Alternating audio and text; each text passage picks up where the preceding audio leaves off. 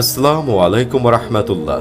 প্রিয় দর্শক, আশা করি মহান রব্বুল আলামিনের দয়ায় সকলেই অনেক ভালো আছেন।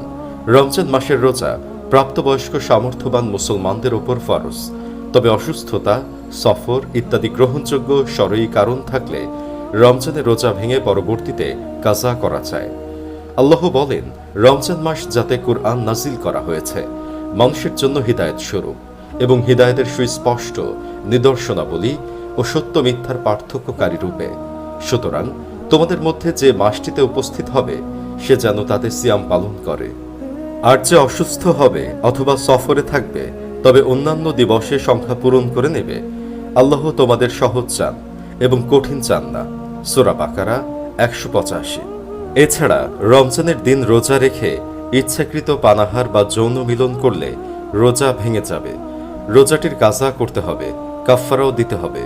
অর্থাৎ ওই রোজাটির পরিবর্তে আরেকটি রোজা রাখার পাশাপাশি একটি গোলাম আজাদ করতে হবে, অথবা ৬০ জন মিসকিনকে ২ বেলা ভালোভাবে তৃপ্তি সহকারে আহার করাতে হবে, অথবা ধারাবাহিকভাবে ৬০টি রোজা রাখতে হবে।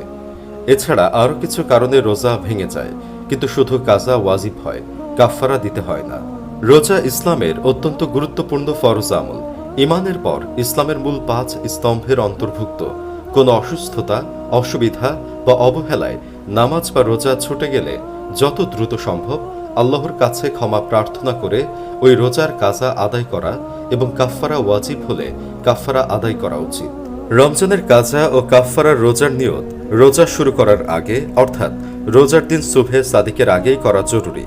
সুবহে সাদিক হয়ে যাওয়ার পর রমজানের কাজা রোজার নিয়ত করলে তা কাজা রোজা হবে না, বরং নফল রোজা হবে। তবে কেউ যদি সন্ধ্যা রাতে নিয়ত করে ফেলে যে আমি আগামীকাল কাজা রোজা রাখব, তাহলে সাহরির সময় উঠতে না পারলেও দিনের বেলা রোজা রাখলে তার রোজা হয়ে যাবে।